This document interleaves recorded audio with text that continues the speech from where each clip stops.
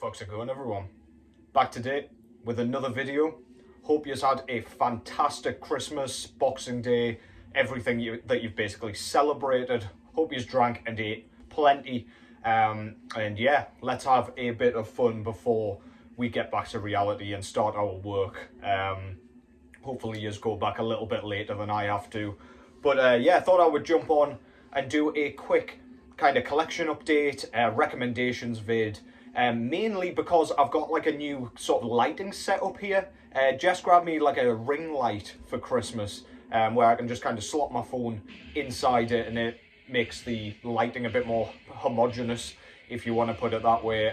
Yeah, hopefully it looks pretty good. It seems to on my phone here, but yeah, let me know what you think. Slowly but surely kind of improving my setup here. I'll need to get like a mic, and at some point I'll get a new kind of phone, and hopefully the camera's a lot better as well.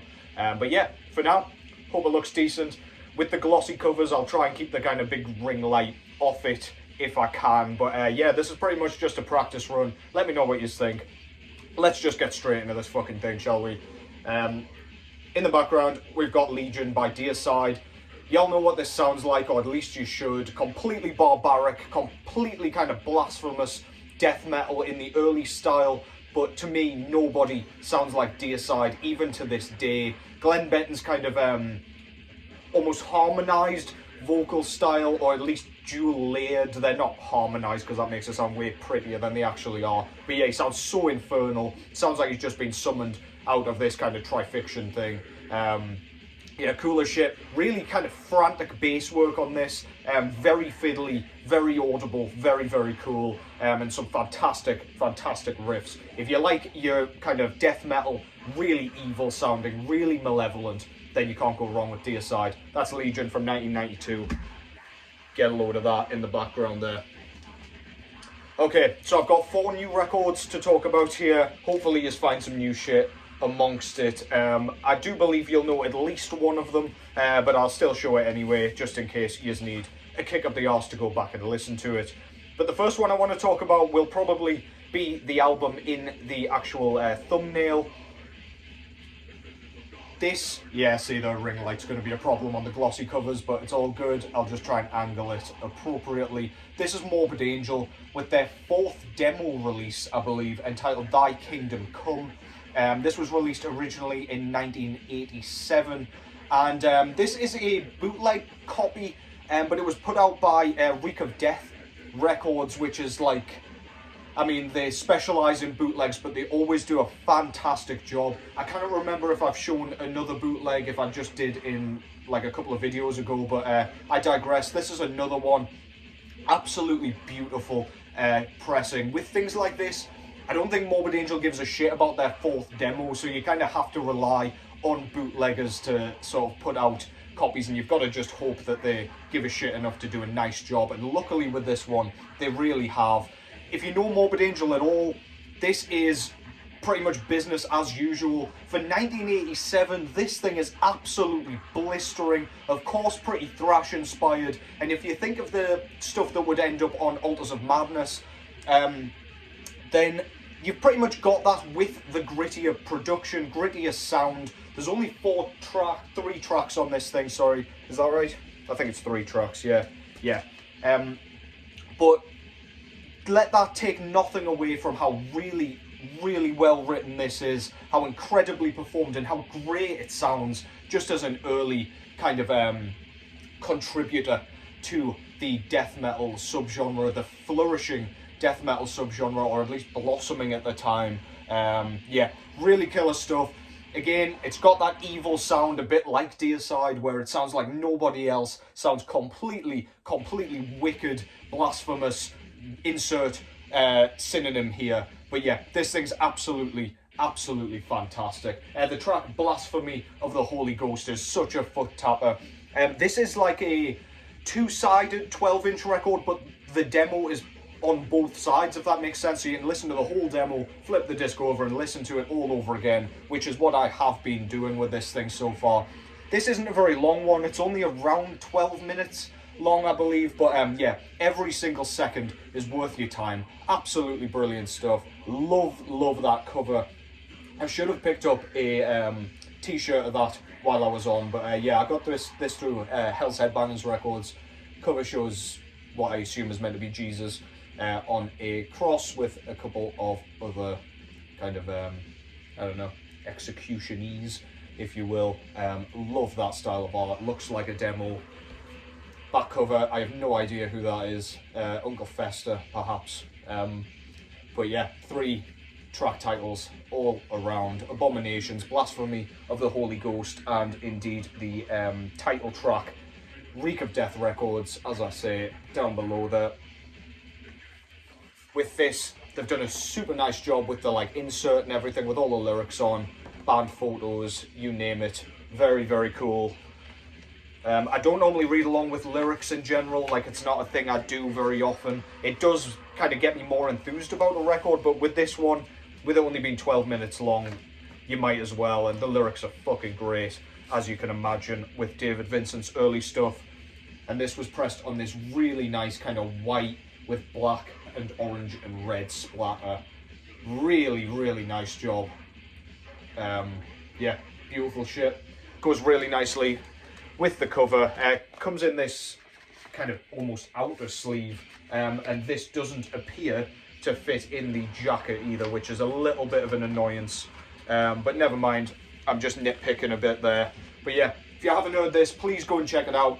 You've got no excuse. It's just a fleeting kind of injection of Morbid Angel's signature style. Brilliant, brilliant stuff. That's like Kingdom Come by Morbid Angel. An absolute essential, or an essential band at least, with some killer material that gets overlooked. Next up, from the US to Russia, with one of the represses of the Grima catalogue. This kind of, I think aside from the debut album, Devotion to Lord, I've now got all of their full-length material, but this is a recent repress through Natamact Productions of their sophomore full-length album, Tales of the Enchanted Woods. If you're not familiar with Grima, they play a sort of atmospheric black metal, but not in a sort of shoegazy style or post-black metal style at all. It's not too pretty. It's pretty much nature worshipping, so you can throw this on when you're on a walk in a forest or something, ideally by yourself with this thing in your headphones. Really haunting sort of atmosphere. The high shrieks, especially as all the lyrics are in Russian, just kind of gives off a really creepy feeling. Sounds like he's screeching through a blizzard or something like that. You've got some baying or baying accordion going on here, which just has a really authentic, traditional feeling. It just kind of stays true to the Grima roots. It sounds very like, I don't know, Slavic, folkish kind of, it just gives off that aura to me. But yeah, we get plenty of blistering blast beats as you would want with your black metal. If you like bands like Aura, Druk, you will enjoy Grima, I'm sure. But yeah, there's some really nice kind of cymbal work going on, some intricate bell work. This is a great album. I've enjoyed everything Grima has put out so far. I don't know if these are still available. I do have another one to show, which was the album after this one, but I'll show that in another vid, just so I don't kind of overload you with the same band. But yeah, this shit's really, really fucking good. Tales of the Enchanted Woods by Grima. I love that cover there. It's got like a tree, or well, an enchanted wood, I guess, with like faces in the trunk. We've got like a stag in here as well. Kind of an old man face, ears. We've got what looks like a kind of wounded soldier, or I don't know, some, I don't know, native guy with a big ass snake looking at him, a little bit sketchy. But yeah, really like the bordering. It's just a super eye-catching cover in my opinion. Always loved Grima's logo as well. That's that if you can't make it out amongst the rest of the trees. Back cover, this was clearly before they came out with those kind of oaken masks, but yeah, cool as shit. This is a two-piece band.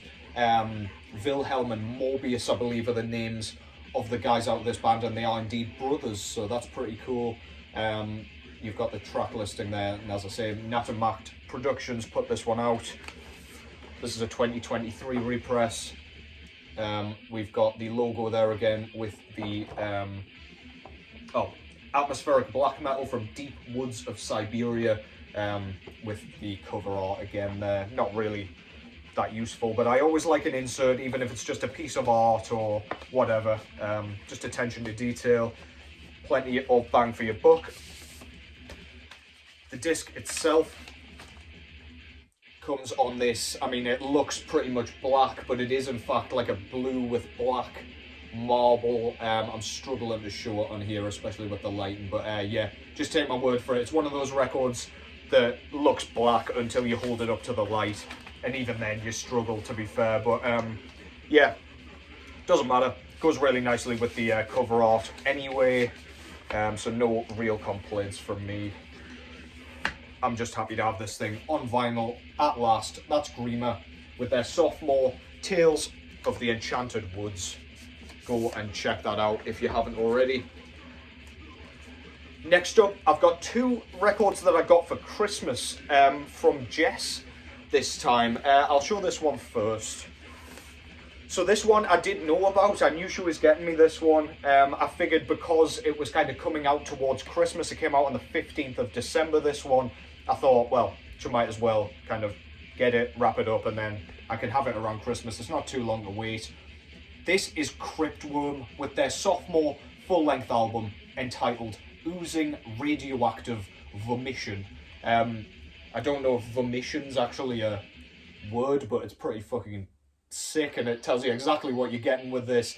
This is death metal, inherently modern death metal, I guess, but it's very much in the Finnish style to my ears. And also, if you combine, I don't know, I've started this sentence without actually thinking about it. If you mix something like Demolik with Undergang, perhaps out of Denmark, then that's pretty much what you've got here. It's a very, very groove-centric, groove-heavy death metal album. It's a real foot tapper all the way through. I honestly challenge you to get through this without at least bobbing your head a little bit. It is super, super gross, low-tuned, but again, it's got that kind of mechanical groove to it that just, I don't know, just, it has that Finnish bizarreness. It's not quite as bizarre as Demolik, but if you take that style, it's pretty much what you've got with Cryptworm. This band's out of Bristol, UK, and yeah, really good. They utilise kind of mid-pace sections really nicely to get that kind of headbanging groove. I imagine this shit's really, really fucking cool live. But yeah, it's got those blasting sections. It's got everything you need in a modern death metal album without going too far into the kind of breakdown, hardcore sort of sound. Really good, nasty gurgled vocals, again akin to David Mikkelsen of Undergang, among others. Yeah, just a really good album. I've liked everything they've done so far. This has come out only a year after their debut Spewing Mephitic Putridity, which was also great. But yeah, keeping the consistency going, strong with this one. Front cover there, they've changed their logo about 3 times at this point. They've only got 2 albums, so I don't know. Clearly they just don't like to keep with one thing for too long. But yeah, front cover shows a few zombies kind of wading through what I assume is oozing radioactive vomition. But yeah, he's kind of contributing to it there with a nice regurgitation there. Yeah, love that artwork, really kind of eerie. It's quite sparse. There's not too much going on. But yeah, love that shit, man. Really cool. Back cover in a similar style with the trees and the greenish hue. But yeah, you got the track listing there, and this came out through Masako Unojo Records. And we get an insert in this one. So we've got band photo there, just stood in a graveyard somewhere with the credits and a thanks list and stuff like that. Lyrics on the other side, sticking to the artwork style very nicely. And the disc itself comes on this really fucking cool green with red splatter. It's almost got a bit of a Christmassy theme to the colour here as well. But yeah, goes nicely with that cover art, of course. Really cool shit. I missed out on the coloured copy, at least of the first pressing, for their debut, so it's nice to have that one on a pretty colour. But yeah, regardless, Cryptworm, Oozing, Radioactive Vomition. A late entry into the kind of album fray this year. Albums like that where they turn up so late are never really going to end up on year-end lists, which unfortunately means they get kind of forgotten about a little bit, because they don't get the props on the kind of lists and stuff like that. But that one deserves a mention for sure in my eyes.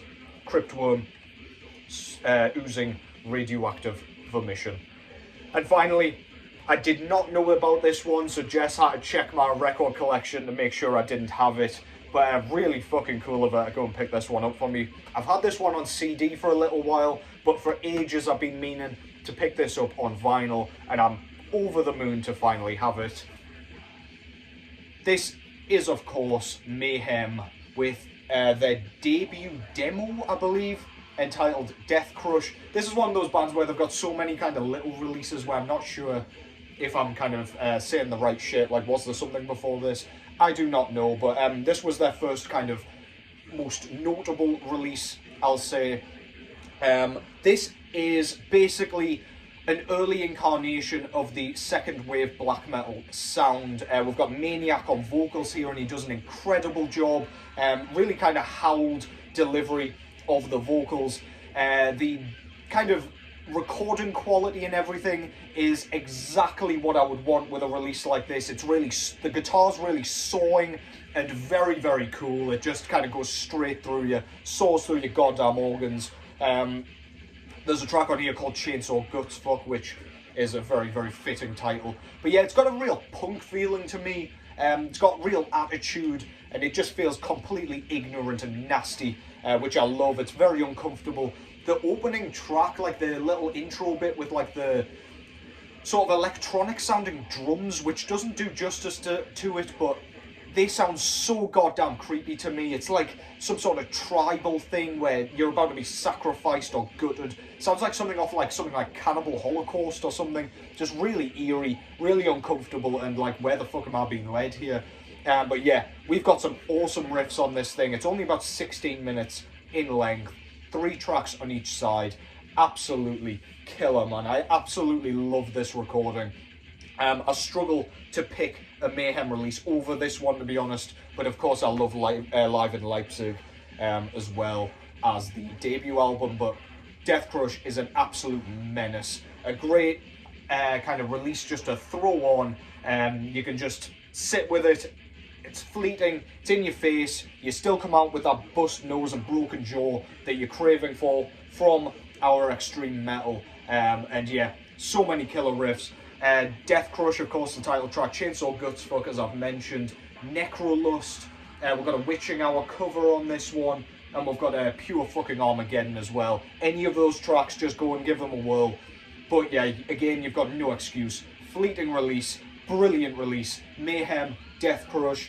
Front cover, introducing us to their brilliant logo with the dragon wings and all shit like that.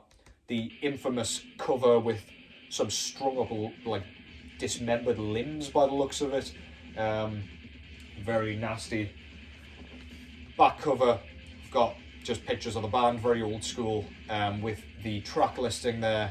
And then we've got just a few credits and things like that. Very nice. This was put out through Back on Black Records. We've got the lyrics there, as well as basically the same layout as we got on the back. Nice gatefold. And this one was just plain black vinyl, but to be honest, for this one, I'd not be really interested in having a coloured variant, even red, to be honest. Black is perfect for this one. What a purchase from Jess this was, especially as it wasn't something I'd specifically asked for. It was just one of those that I knew was always available, and I just thought, oh well, I'll pick it up at some point. Then you never end up actually picking up the record, and then it's like, well, why haven't I picked it up if that's my kind of attitude? But anyway, great shit. Mayhem out of Norway, of course, with Deathcrush. Killer shit. Absolutely love that thing. I'm sure most of you do as well, but if you're somehow unfamiliar with it and you like your black metal, give that a whirl. And that concludes that. Hopefully you've enjoyed that. Do let me know what you think of the lighting. It's pitch black in here other than this light, and it seems to be doing a nice job of keeping the light kind of even on my face here. But yeah, regardless, do let me know. Hope you enjoyed your Christmas. I'll probably be back before New Year, if all goes to plan, with probably another vinyl update. But yeah, until then, take care as always, and I will catch you in the next one.